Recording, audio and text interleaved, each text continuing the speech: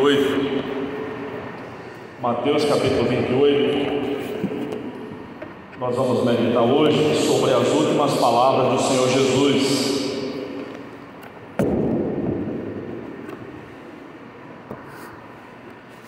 Mateus capítulo 28.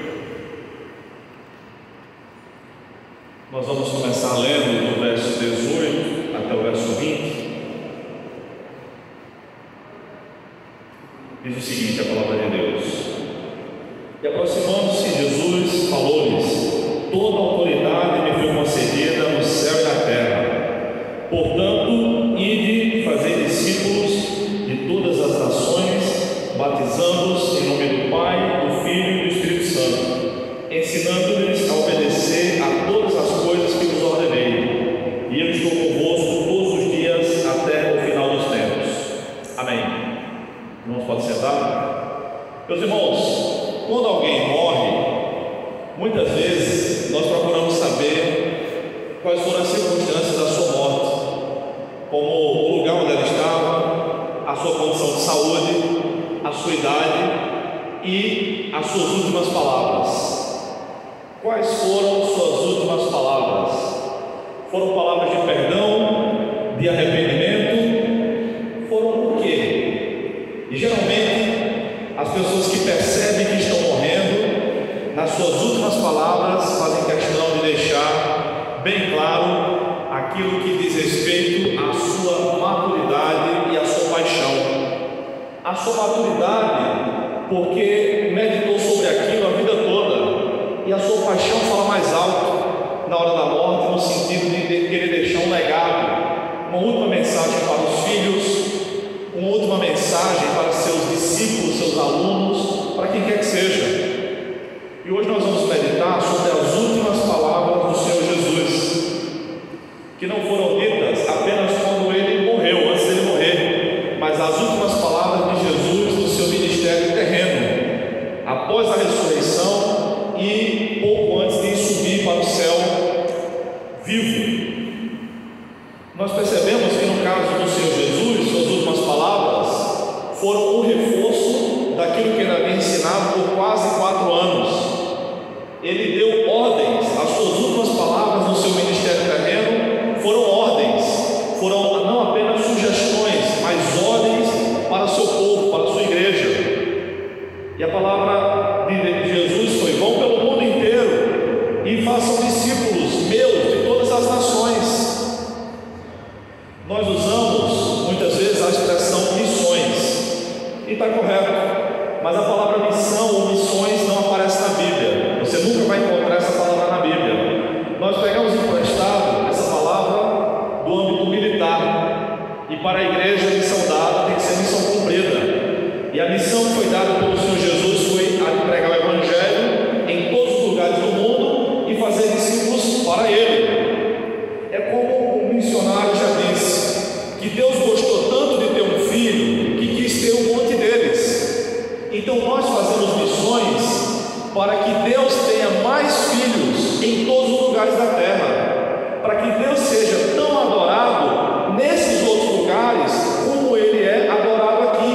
É por isso que nós fazemos missões, para que Deus tenha mais filhos, para que Deus tenha mais adoradores.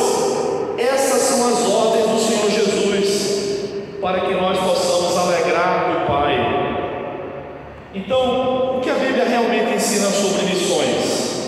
Qual a vontade de Deus para a sua igreja em relação à obra missionária? Será mesmo que Deus quer que nós deixemos tudo, o nosso emprego, amanhã mesmo e saímos por aí pregando o Evangelho? Será que os que são enviados para pregar o Evangelho são mais especiais do que aqueles que permanecem na igreja local? Ou são mais espirituais do que nós que ficamos aqui, testemunhando aqui?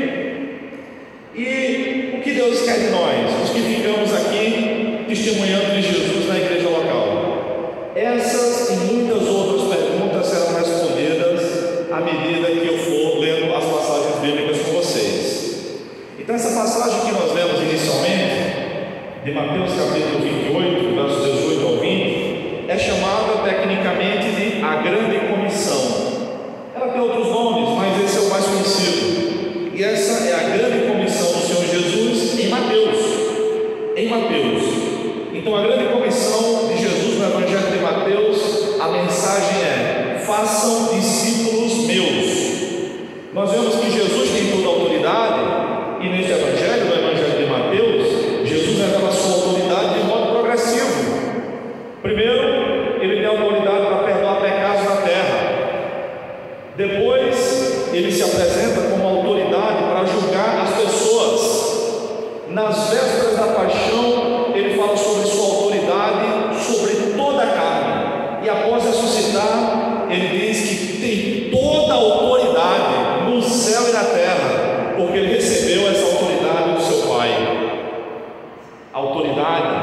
parecido com poder. Nesse caso, é um pouco diferente.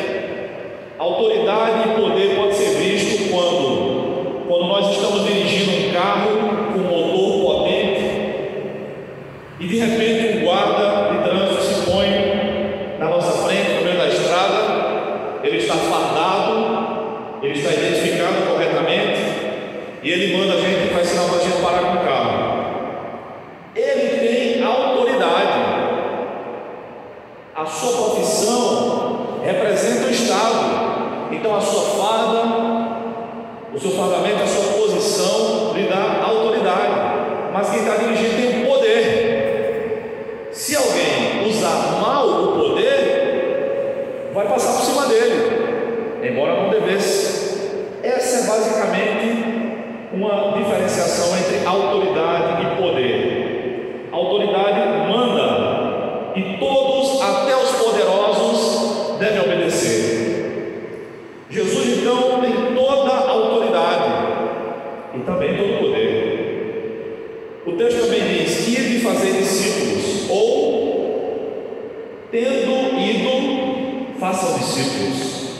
Enquanto vocês vão, façam discípulos.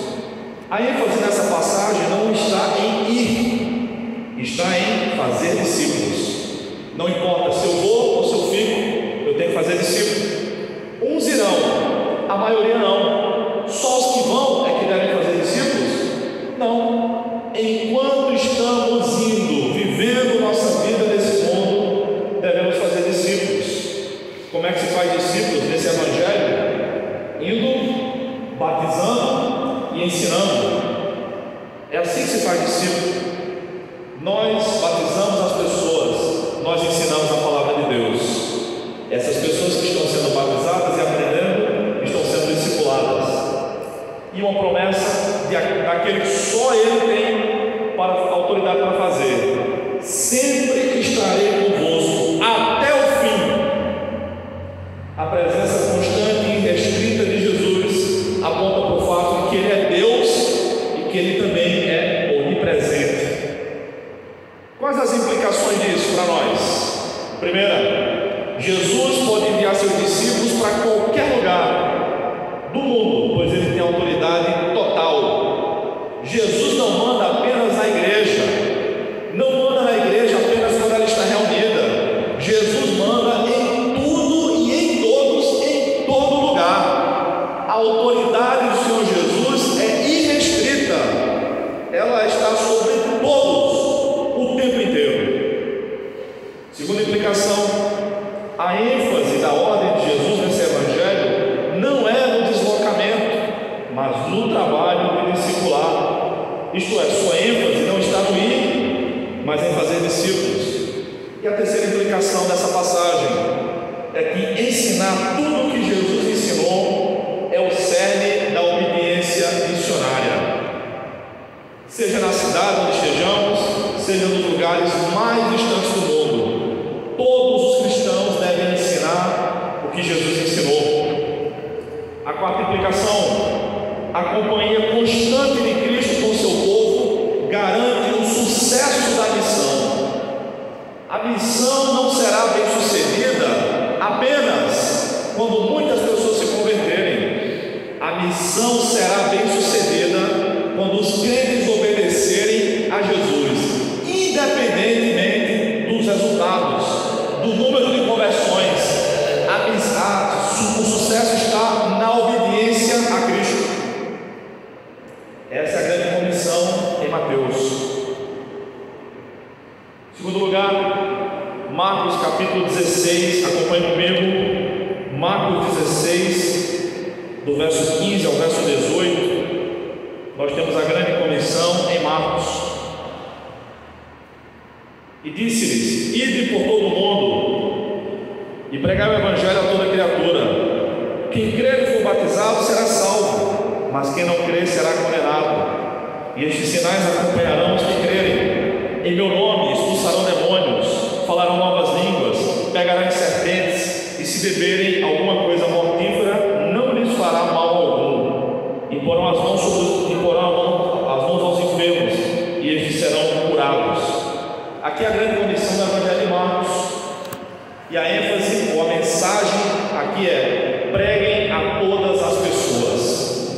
Mateus é vão e façam discípulos. Aqui é preguem a todas as pessoas. Então nós percebemos nesse texto, de novo, o ide, ou tendo ido. Tendo ido, preguem a todas as pessoas.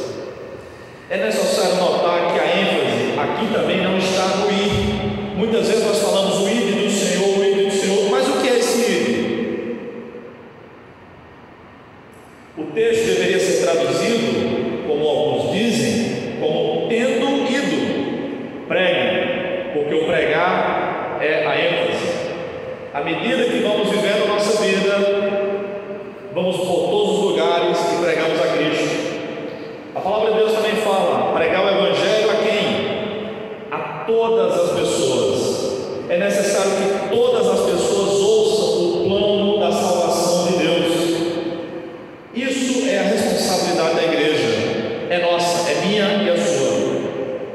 Também nós devemos batizar os que creem, ou seja, devemos aceitá-los, recebê-los na igreja, na comunhão. Não é apenas o ato em si de mergulhar ou molhar a cabeça do indivíduo, mas introduzi-la no corpo de Cristo, que às vezes pode ser bem difícil, não? Será que não foi difícil para a igreja do primeiro século receber aquele ex-rabino fariseu chamado Saulo? Aquele homem tinha prendido muita gente, tinha batido muitos crentes, tinha até matado alguns. De modo bem discreto, Paulo disse que até tinha matado alguns em Atos capítulo 26. Será que ele não matou ou não bateu em alguns parentes daqueles irmãos? Mas agora a igreja tem dificuldade de recebê-lo. Um cristão extremamente maduro, chamado Barnabé, homem bom, é a única pessoa que a Bíblia diz que é boa depois de Jesus. Atos 11 diz que Barnabé é um homem bom, cheio do Espírito Santo e de fé. Matou no peito esse problema. Eu vou lá. E discipulou Saulo de Tarso.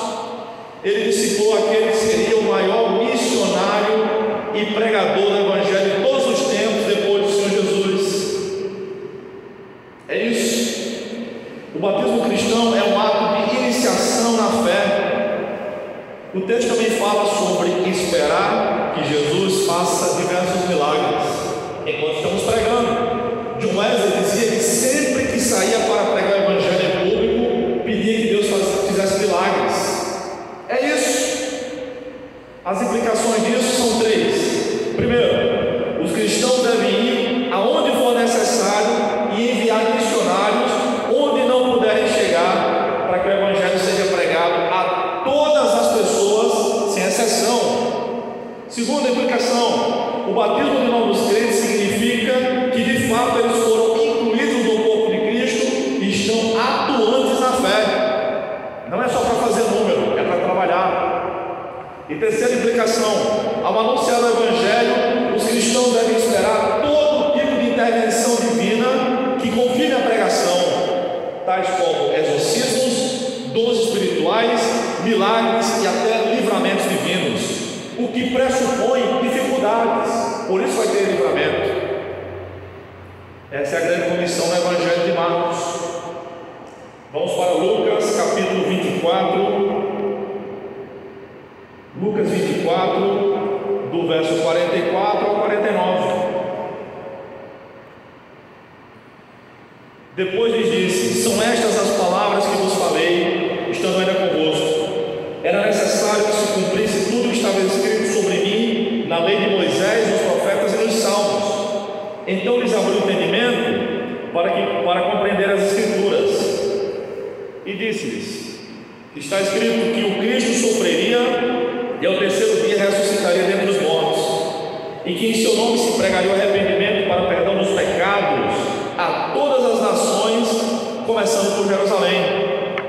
Vós sois testemunhas dessas coisas. Envio sobre vós a promessa de meu Pai, mas ficai na cidade, até que do alto sejais revestidos de poder. A mensagem da grande comissão em Lucas não é mais preguem a todas as pessoas, mas é preguem o arrependimento. percebemos que a vida, a morte e a ressurreição de Jesus é cumprimento da Escritura. Sobre ele está escrito em toda a Bíblia hebraica, em todo o Antigo Testamento, na lei, nos profetas e nos escritos, nos salmos e nos outros livros. A Escritura, é a base para a autoridade de Cristo a seus discípulos. Percebemos também que a pregação do arrependimento é o resultado do entendimento aberto para as Escrituras. Deus abre o nosso entendimento. É impressionante a quantidade de pessoas altamente instruídas na igreja, extremamente diplomadas, mas que não conseguem interpretar passagens simples da Bíblia, porque o entendimento bíblico não é adquirido por meio de diplomas. O entendimento bíblico é adquirido pelo Espírito Santo.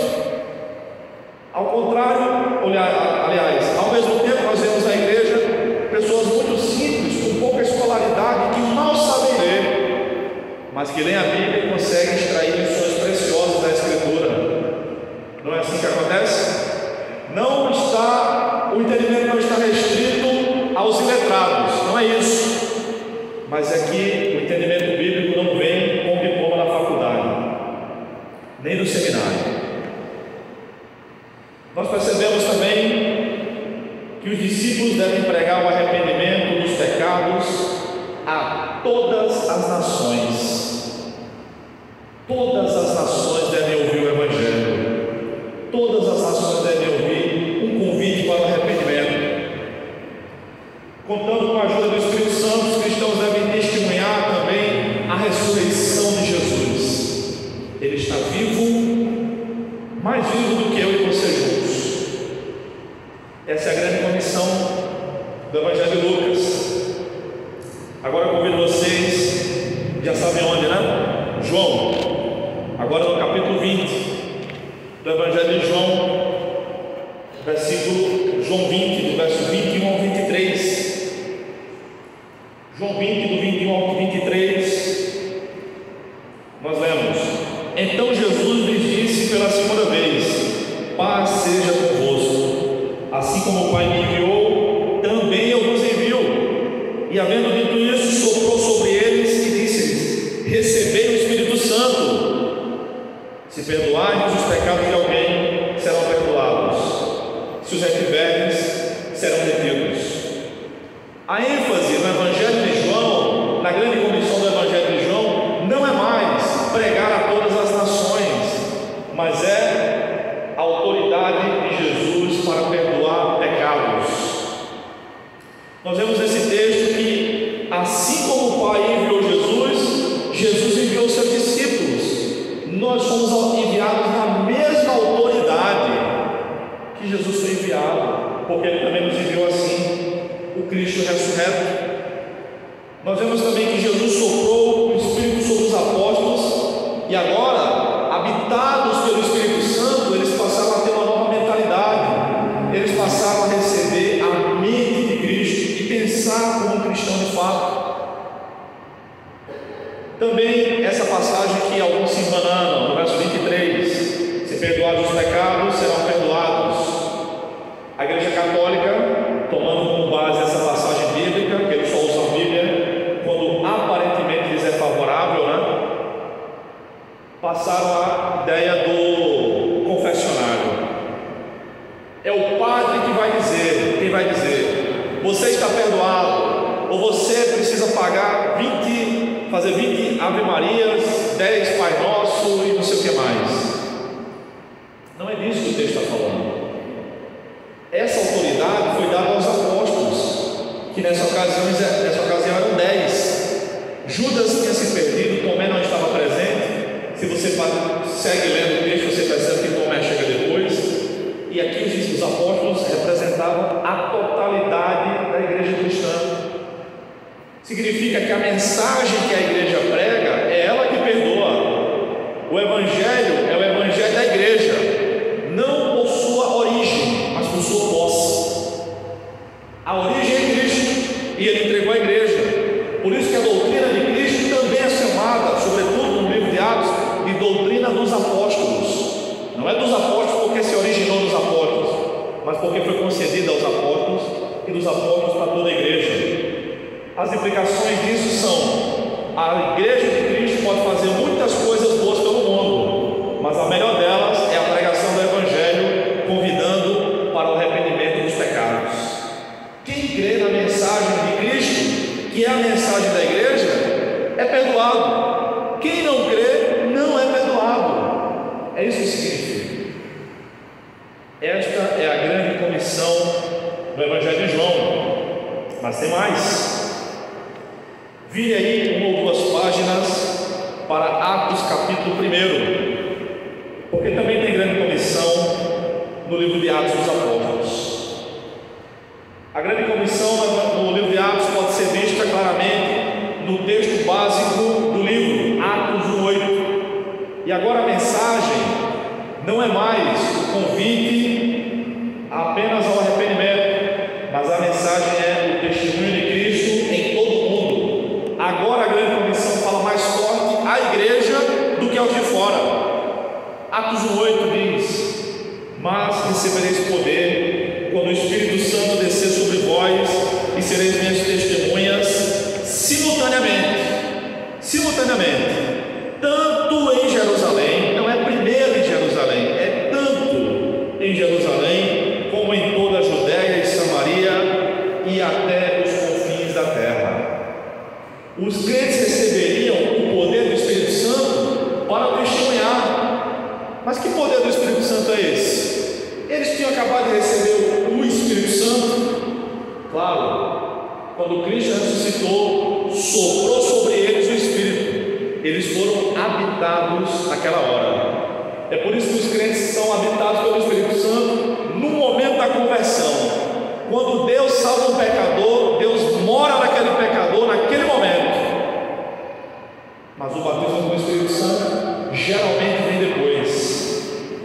O batismo com o Espírito Santo não é a mesma coisa que a morada do Espírito Santo em nós. É uma outra obra da graça de Deus. O batismo com o Espírito Santo, com os primeiros crentes, aconteceu apenas 10 dias depois de Jesus subir para o céu, no dia de Pentecostes. O batismo com o Espírito Santo é precedido por quebrantamento e oração, busca. É claro, nós sabemos, todos nós devemos conhecer histórias, provavelmente, de pessoas que na hora da conversão foram batizadas pelo Espírito Santo. Esse tipo de fenômeno costuma ocorrer muito mais nas igrejas pentecostais do que na igreja nazarena, que é uma igreja carismática, não necessariamente pentecostal. Como as Assembleias de Deus, eu tenho muitos alunos, tive muitos alunos na Assembleia de Deus que foram batizados pelo Espírito Santo na hora da conversão. Deus é soberano, mas geralmente ocorre posteriormente. Você já foi batizado com o Espírito Santo? Você já foi revestido do poder do Espírito de Deus para ser uma testemunha mais eficaz do Senhor Jesus? Ou você nem sabe do que é isso que eu estou falando? Continue buscando, busque em oração, se consagre a Deus, peça para que Ele te batize com o Espírito Santo e que não deixe dúvidas disso. O testemunho cristão deve ser sobre Cristo e não sobre o pecador. Era muito comum, alguns anos atrás, o camarada que era famoso se converter e a igreja fazer uma espécie de exploração da sua imagem, fazia uma faixa e botava na frente da igreja, na fachada da igreja: venha ouvir o ex não sei o que, satanista, não sei o que mais, e lotava as igrejas para ouvir gente famosa. Nunca fui, graças a Deus, e jamais irei, porque quando eu venho para a igreja eu quero ouvir a palavra de Deus. Ela edifica. Os testemunhos, ou seja, o relatório de bênçãos recebidas, também edificam. Eu venho para ouvir isso também, mas para ouvir uma história de 40 minutos de uma vida desgraçada, que cometia esse pecado, aquele outro que usava essa droga, aquela outra, não me interessa. Aliás, isso é proibido pela Bíblia. Efésios diz isso. Efésios, nós vimos isso aqui na aula da escola bíblica, capítulo 5 diz isso.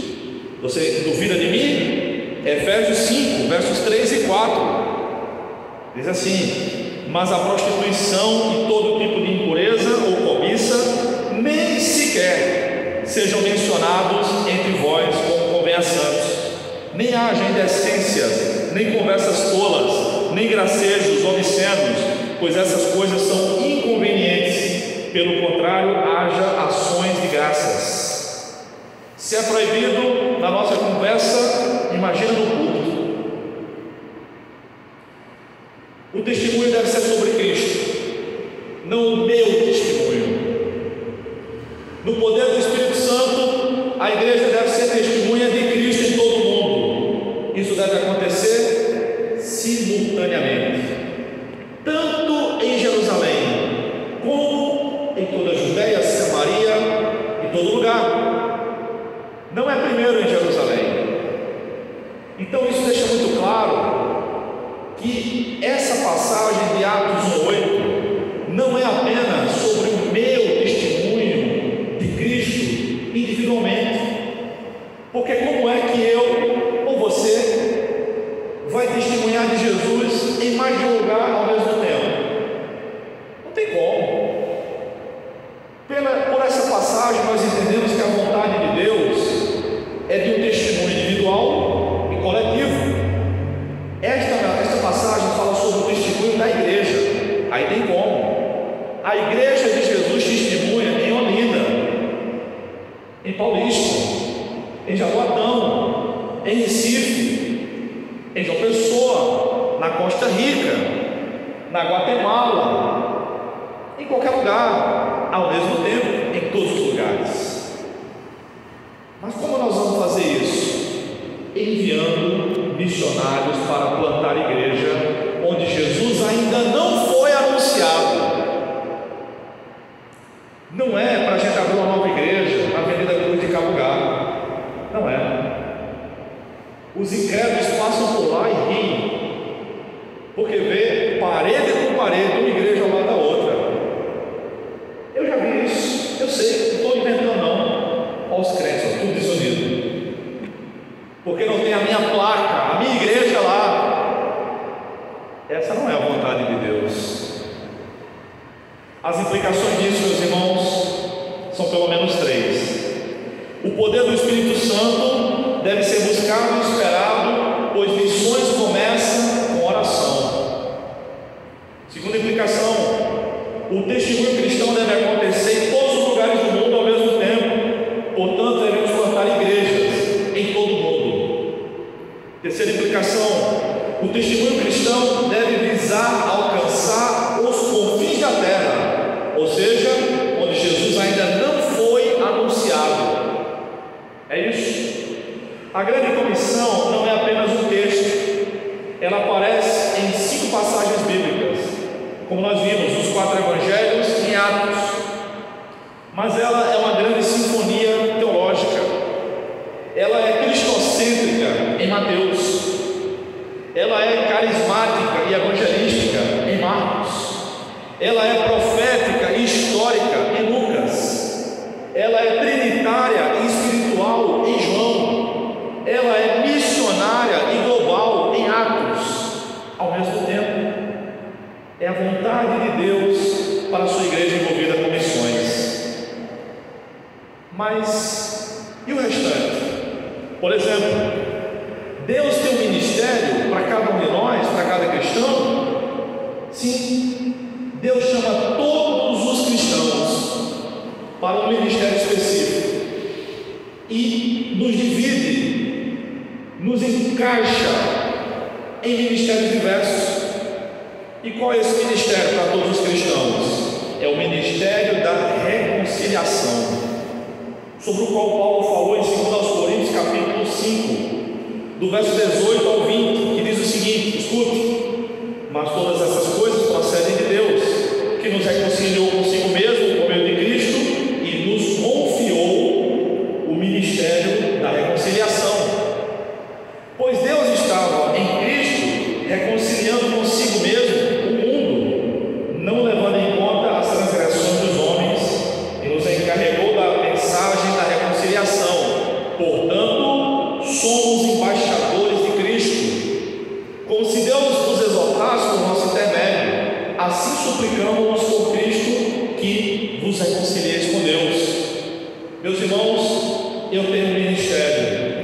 Você tem mesmo, que é o ministério da reconciliação. O mundo está intrigado de Deus. Cristo é o pacificador. Nós levamos o pacificador para fazer as pazes, para que os homens incrédulos façam as pazes com Deus. O nosso ministério é esse, é fazer com que os incrédulos, os pecadores, façam as pazes com Deus. Então você faz isso enquanto trabalha, enquanto vive, enquanto estuda, enquanto se diverte. Tem oportunidade, faça isso.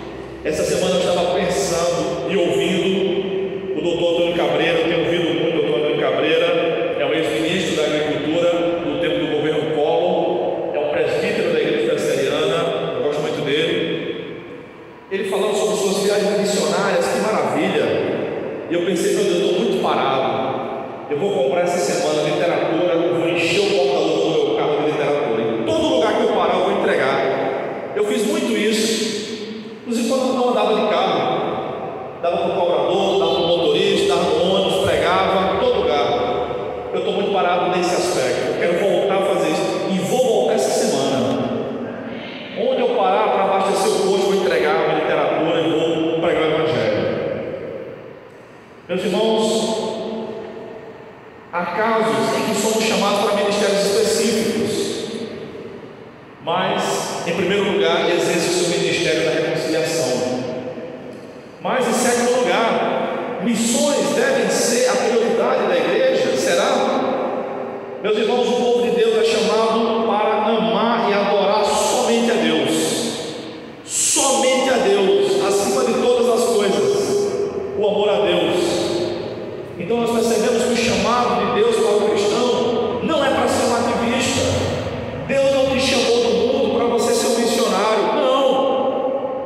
Deus te chamou do mundo para você ser um filho dele, um adorador. Então adore a Deus. Essa é a prioridade do chamado divino. Agora, nós sabemos com toda certeza que é isso porque a Bíblia diz. João capítulo 4, verso 23, Jesus disse que Deus procura o quê? Missionários? Não, Deus procura verdadeiros adoradores. Será que nós somos? Será que Deus encontra em nós, como nós cantamos tantas vezes, verdadeiros adoradores? A prioridade da igreja é a adoração. Adoração não é apenas o período em que nós cantamos louvores do culto. A adoração é o serviço a Deus em toda a nossa vida. Lembram do nosso querido irmão Jó, quando soube que no mesmo dia tinha perdido 10 filhos, ficado pobre e doente? A Bíblia diz que ele adorou o nome do Senhor. Ele bendisse o nome do Senhor. O Senhor me deu, o Senhor tomou, bendito seja o nome do Senhor. A Bíblia descreve isso como adoração. Não tinha ninguém cantando nada, nem tocando nenhum instrumento. Pelo contrário, era dor, era choro. Adoração. Adoração é o serviço a Deus que a gente faz enquanto vive. Quer comais, quer bebais, quer façais qualquer outra coisa, fazer tudo para a glória de Deus. Também Paulo falou aos Colossenses, 1 Coríntios 10, 31. Também Paulo falou aos Colossenses, escreveu aos Colossenses, capítulo 3, verso 17, também verso 23, que tudo que a gente fizer deve fazer em nome do Senhor Jesus e também de todo o coração. Isso é adoração. Agora, o objetivo das missões é centrado em Deus. Fazemos missões para que Deus tenha mais adoradores. Aí sim, a prioridade da igreja não é a missionária. A prioridade de Deus, da igreja, é a adoração. Mas faz parte dessa adoração o fazer missões. O que é que está incluído na adoração? Tudo está incluído na adoração. Tudo. Tudo na igreja, tudo no culto? Não, tudo mesmo. Faz parte da nossa adoração levantar cedo e trabalhar para a glória de Deus, para sustentar nossa família e glorificar o nome do Senhor. Faz parte da nossa adoração cantar louvores. Faz parte da nossa adoração ajudar quem precisa, conforme as nossas posses. Faz parte da nossa adoração não permitir que o mal se expanda no mundo, criando bons filhos, por exemplo. nosso entendimento usado para a glória de Deus. Lembra disso? Jesus disse que nós devemos amar a Deus com toda a nossa força, com todo o nosso entendimento. Também, a prioridade da igreja deve ser adorar a Deus, mas nessa adoração, missões estão inclusas. Em oitavo lugar, como os missionários devem se portar diante da igreja enviadora e das igrejas parceiras. Muitas vezes, missionários não sabem se portar nos cultos de missões. Nós enviamos, oramos, pedimos que Deus abençoe, ofertamos, nos preocupamos, socorremos os missionários. E quando eles voltam para a nossa igreja, não sabem se comportar muitas vezes.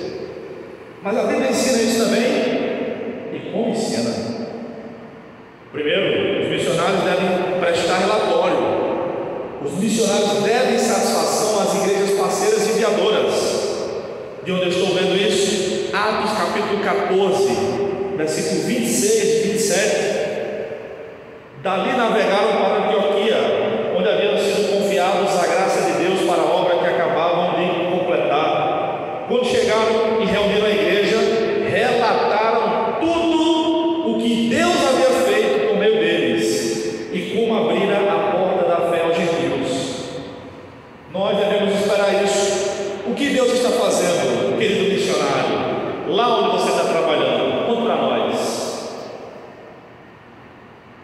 Então, muitas vezes, a obra missionária foi colocada ao longo dos anos para debaixo do tapete de muitas igrejas, porque os missionários não sabem fazer o trabalho bem feito, pelo menos quando voltam para a igreja.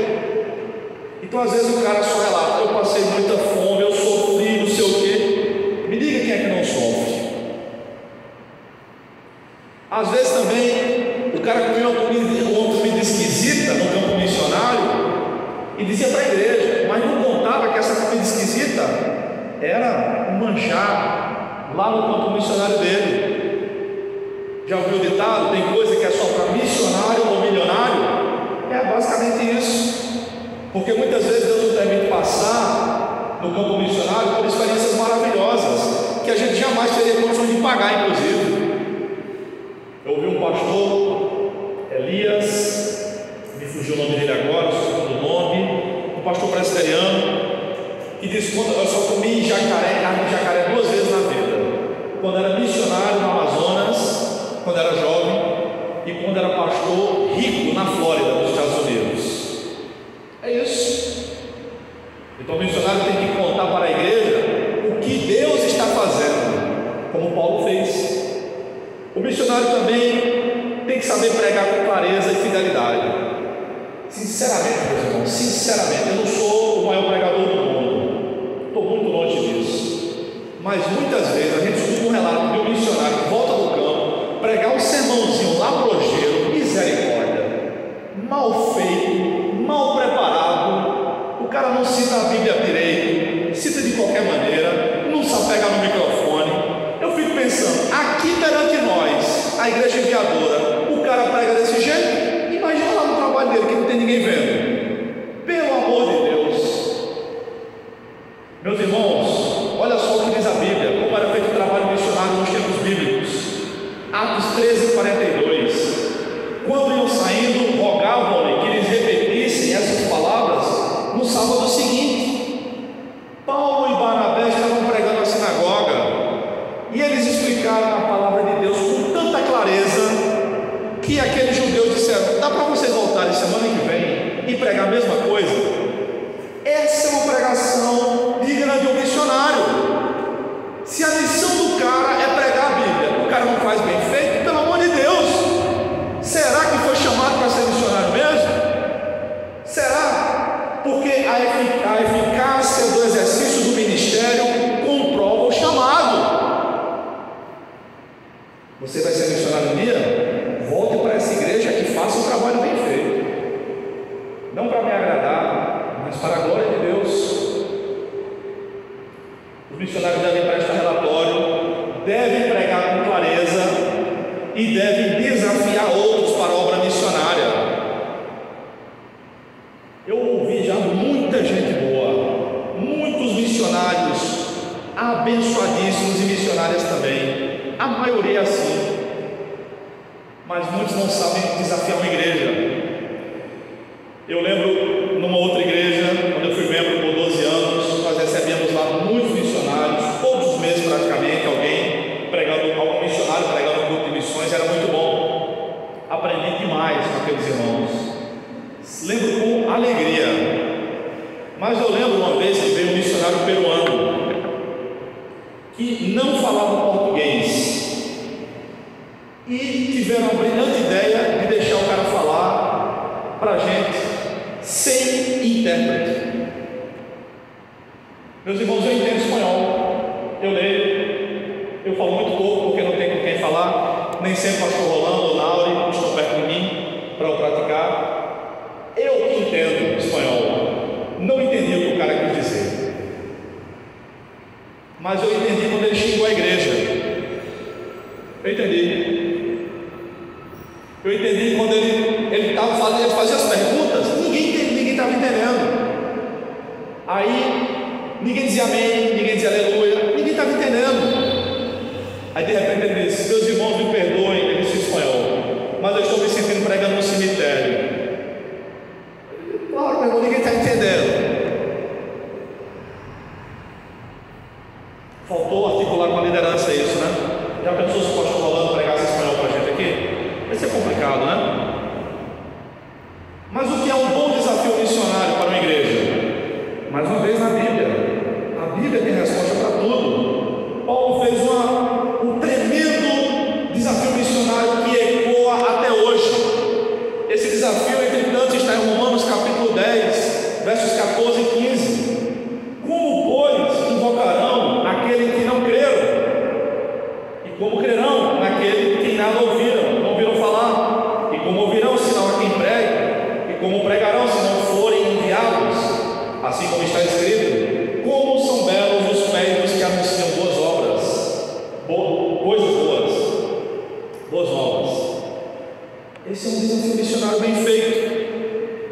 Às vezes, chamar à frente para a pessoa entregar sua vida para missões vai acabar ali, na segunda-feira não vai ter mais nada, porque às vezes não tem ninguém que Deus chamou presente para ir para outro lugar. Nós vamos continuar servindo a Deus no nosso trabalho na segunda de manhã.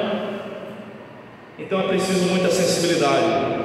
Como os missionários devem se portar, prestar relatório, pregar com clareza e fidelidade e saber desafiar a igreja. Afinal de contas, depois do culto ele vai voltar. Será que a igreja vai ficar orando por ele? Se ele fizer um trabalho bem feito, a gente vai se lembrar dele. Em nono lugar, mas missões é algo que está apenas nos 4 evangelhos e no livro de Atos? Jamais. Deus é o primeiro missionário. Em Gênesis 3:9, Deus foi em busca do homem pecador, mas o Senhor Deus chamou o homem perguntando: onde estás? Onde estás, Adão? Cadê você? Por que você está escondido? Deus é o primeiro missionário. Deus também escolheu Abraão para abençoar todas as nações. Gênesis 12:3: em ti serão benditas todas as famílias da terra. Em ti, em Abraão, claro, o descendente de Abraão, o Senhor Jesus, o Messias. Por meio dele, todas as famílias da terra serão abençoadas. Quem crê nele? As 10 pragas do Egito também testemunham do imenso poder de Deus. Sim, em cada uma daquelas pragas, Deus estava ferindo uma divindade egípcia.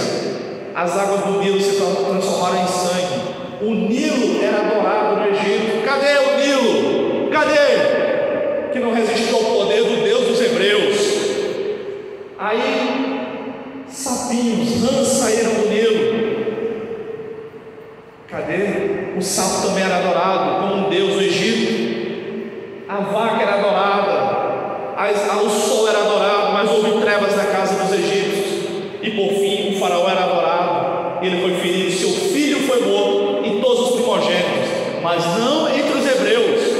A mensagem é: o Deus dos hebreus é mais forte do que os deuses falsos dos pagãos, até da maior potência do mundo, que era o Egito. Para você ter uma ideia, há quanto tempo os Estados Unidos são a maior potência do mundo? É do pós-guerra para cá, irmão, não tem nem 100 anos. Nos próximos 100 anos, os Estados Unidos serão a maior potência do mundo? Já não estão mais sendo hoje, né? Com o avanço da China e por aí vai. Mas o Egito foi a maior potência do mundo por mais de 400 anos. Os deuses egípcios eram conhecidos no mundo todo, mas o Deus dos hebreus é muito mais forte do que todos eles juntos. A travessia do Mar Vermelho também é um texto missionário. Êxodo 14:4 diz: endurecerei o coração do faraó e ele os perseguirá, serei glorificado por meio do faraó e todo o seu exército, e os egípcios saberão que eu sou o Senhor. E eles fizeram assim.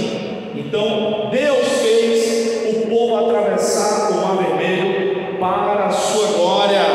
O Deus de Moisés, desse povinho que foi escravizado por quase 400 anos, é maior do que todos os deuses juntos da maior potência do mundo. Esse é o Deus de Israel, esse é o nosso Deus.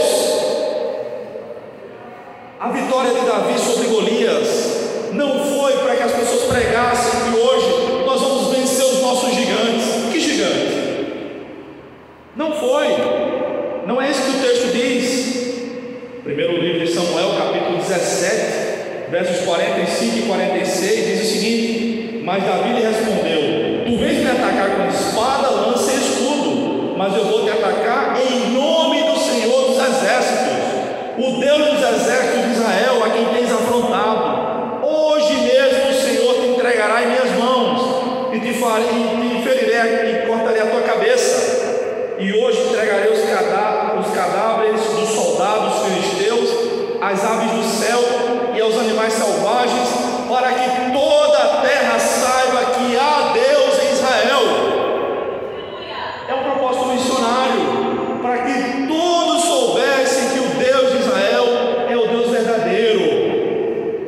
É claro, Deus nos dá vitória sobre qualquer um que Ele quiser, mas é isso que o texto significa. 1 Samuel 17, 45 e 46. E os salmos, meus irmãos, aqui daria um curso inteiro, não somente um sermão, né? Salmo 67, versos 1 e 2. Que Deus se compadeça de nós e nos abençoe, e faça resplandecer seu rosto sobre nós, para que se conheça o teu caminho da terra e tua salvação entre todas as nações. Missões. Salmo 72, 11. Todos os reis se prostrem perante ele, todas as nações o sirvam. Missões. Salmo 96, quero ler no começo conosco: cantai um canto ao Senhor, cantai um canto novo ao Senhor, cantai ao Senhor, todos os moradores da terra, cantai ao Senhor, bendizer o seu nome, dia após dia, proclamai a sua salvação, anunciai sua glória entre as nações e seus feitos entre todos os povos. Missões. Salmo 115, verso 1 a 3. Não a nós, Senhor, não a nós, mas ao teu nome dá glória, por causa do teu amor e da tua fidelidade. Porque as nações perguntariam: onde está o Deus deles? Mas o nosso Deus está nos céus, fez tudo de acordo com a sua vontade. Só para citar alguns exemplos, de Gênesis a Apocalipse, nós vemos na palavra de Deus instruindo em relação à obra missionária. Mas em 10º e último lugar, meus irmãos, quais são as muitas maneiras que podemos fazer missões? Eu, você, como fazer? Ronaldo Lidório, grande missionário presbiteriano, amo muito aquele irmão, muito mesmo, diz que lembra desde criança sua mãe dizendo: como é bom fazer missões. Ronaldo Lidório nasceu na igreja, nasceu no templo, onde o pai dele era pastor em Minas Gerais. O pai dele foi pastor do pastor Hernandes Dias Lopes, em Nova Venécia, Espírito Santo, plantador de igrejas. O irmão Antônio Carlos Torres é o dono da empresa Forte Leve. Já viu por aí alguma caixa d'água com o nome Forte Leve? Ele começou uma empresa de caixa d'água de plástico, quando não era visto. As caixas d'água eram de concreto. E o conselho que ele mais recebeu foi: não vai vingar, né? Quando ele começou, saiu aquela lei proibindo as caixas d'água com amianto. Ele ficou podre de rico. O irmão Antônio Carlos Flores é um homem simples na sua fala, que sustenta 200 missionários no sertão nordestino. 200 com as suas posses. É claro, ele é muito rico. Glória a Deus por isso. É outra maneira. Outra maneira ainda, eu tive um aluno no seminário chamado José Gomes, um senhor muito gente fina, muito generoso. O pai do irmão José Gomes, que já está com o Senhor há muitos anos, plantou mais de 170 igrejas. Ele era aquele tipo de pastor que chega e agrega. Tem um pastor que é assim, né? Não é o meu caso. Mas tem pastor que chega no lugar, junta logo, ele planta a igreja e sai para outro pastorear. Mais de 170 igrejas. O missionário Patrick Lai, missionário norte-americano, durante muitos anos trabalhou como missionário tradicional, mas ele decidiu abrir empresas no Oriente Médio, dar empregos, e ao invés de ter 8 horas por semana, ou 8 horas por mês, melhor dizendo, para pregar o Evangelho, ele passou a ter 44 horas por semana, dando empregos para aquelas pessoas numa empresa cristã. Ainda hoje, as suas empresas estão de pé. É outra maneira. Outra maneira ainda é fazer como faz a Missão Gilberto, que há mais de 40 anos, 2 vezes por ano, faz um avanço missionário, um projeto de férias, com 20 e poucos dias, em algum lugar do Nordeste brasileiro, onde há entre 0 e 2% de crente, não mais que isso. Quando eu tinha 17 anos, em janeiro de 2004, eu fui para São João do Rio do Peixe, e nunca mais fui a mesma pessoa. Nunca mais. No ano seguinte entrei no seminário, enfim. William Carey, missionário inglês na Índia, na Inglaterra, os filhos sapateiro, na Índia, plantador de igreja, fundador de escola, tradutor da Bíblia para mais de 40 línguas, a Bíblia completa ou em partes. Um grande legado que ele deixou na Índia, sem falar na influência que ele fez, que ele teve nas leis locais. Mais uma maneira. Mas além de tudo isso, também é possível ser útil ao reino de Deus, criando filhos para a glória de Deus, trabalhando honestamente no seu emprego, sendo um negociante confiável, fazendo a melhor comida que você puder, fazendo a melhor faxina que você conseguir, dando as melhores aulas de matemática para os seus alunos, e em tudo isso sendo sal e luz, sempre testemunhando do Senhor Jesus do ano passado. Deus conta comigo e Deus conta contigo. Deus não precisa de mim nem de você. Deus não precisa de ninguém. Deus em si é autossuficiente, mas em sua graça e bondade Ele conta com pessoas altamente falhas, que somos nós. Então esses irmãos fizeram e fazem missões dessas maneiras que eu falei para vocês. E você, de qual maneira pode fazer? Faça como conseguir. Talvez a gente não consiga traduzir a Bíblia, ou sustentar 200 missionários, ou seria mais o quê? Mas será que a gente não pode falar de Jesus por onde passa? Concluindo, meus irmãos, as últimas palavras do Senhor Jesus na terra foram ordens e diretrizes sobre a obra missionária. Ele mandou que seus discípulos pregassem sobre ele a todas as nações. Ele mandou que esperassem o poder do Espírito Santo para que fossem enviados pelo Pai. A obra de Cristo consiste em obedecer ao Pai. Cristo morreu para obedecer ao Pai, e Ele obedeceu, e nós devemos obedecer também, pregando o plano da salvação. Aprenda o máximo que puder sobre Deus e Jesus, e ensine o máximo que puder. Apesar da igreja cristã estar envolvida em tantas ações missionárias, concedidas a mais de 90 tribos indígenas no Brasil, sem a presença missionária, sem o crente.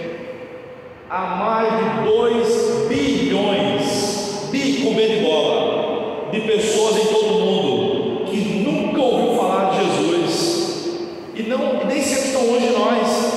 Nesse projeto que eu fui da Juvep em 2004, em algum momento nós fomos para os sítios e uma das nossas duplas voltou contando a seguinte história. Uma mulher, num daqueles sítios, no sertão paraibano, perguntou: finalmente, me tira essa dúvida, quem morreu na cruz? Foi Jesus ou foi Nossa Senhora? Meus irmãos, pode parecer um absurdo para nós, porque onde a gente vai ter igreja, daqui que você chega em casa, você vai passar por umas 50 igrejas ou mais. Graças a Deus, que bom. A gente tem a Bíblia, tem programas evangélicos, tem podcasts, mas tem lugares que não tem crente não. É assim mesmo. É assim e é pior, porque às vezes o crente também é proibido de chegar. Os 10 públicos menos evangelizados no Brasil são os povos indígenas, os surdos, os ribeirinhos, os quilombolas, os sertanejos, os ciganos, os universitários intelectuais, os muito ricos, os muito pobres, e em 10º lugar, os muçulmanos, hinduístas, budistas e judeus. Jesus morreu por ti, Jesus morreu por mim e também morreu por esses. Que as últimas palavras do Senhor Jesus ardam no nosso coração hoje e sempre, de modo que, seja na igreja local, seja em outro lugar, sempre possamos dar testemunho